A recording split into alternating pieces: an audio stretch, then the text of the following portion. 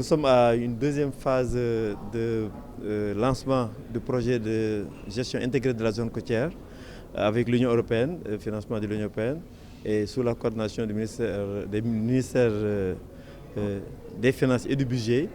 Et en 2012, on a eu une première phase jusqu'en 2015 et à présent, on lance une deuxième phase donc de 2019 jusqu'à 2023, je pense.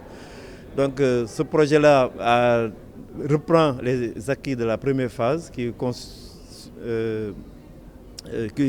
était de mettre en place des études sectorielles dans chaque région. On a à peu près 7 régions littorales du Sénégal. Donc dans ces 7 régions-là, il y a eu des études qui ont été menées. Maintenant, il faut passer à une phase de mise en œuvre, donc d'investissement et de développement d'activités dans chaque région, sachant que chaque région aussi a ses particularités.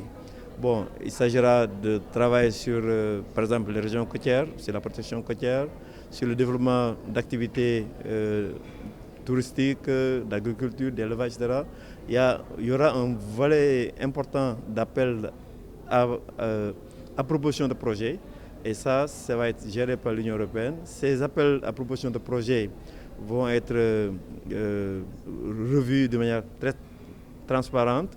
Une sélection est faite et des financements accordés à ces développeurs de projets pour que la région concernée puisse en bénéficier donc, au maximum.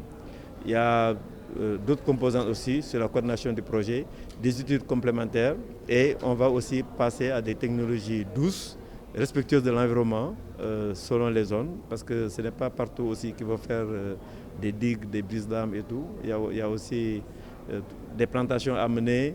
La façade de la Grande Niaï, c'est très sensible.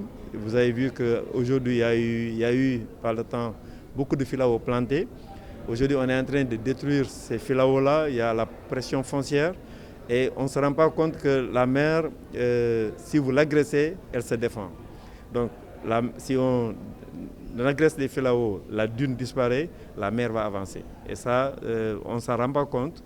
On les a lancés sur la pression foncière intense et nous sommes là aussi pour tirer les sonnettes d'alarme et mettre à disposition les moyens qu'il faut pour que ces espaces fragiles écologiques soient préservés.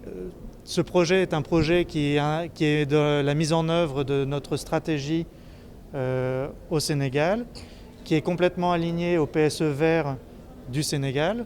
Et donc c'est une façon de continuer à intervenir et c'est une pièce de plus au puzzle de notre intervention pour développer une approche avec le Sénégal de façon conjointe pour améliorer l'environnement, la lutte contre le changement climatique et le tout pour essayer d'avoir une approche plus inclusive et intégrée qui permette d'assurer un futur pour le Sénégal.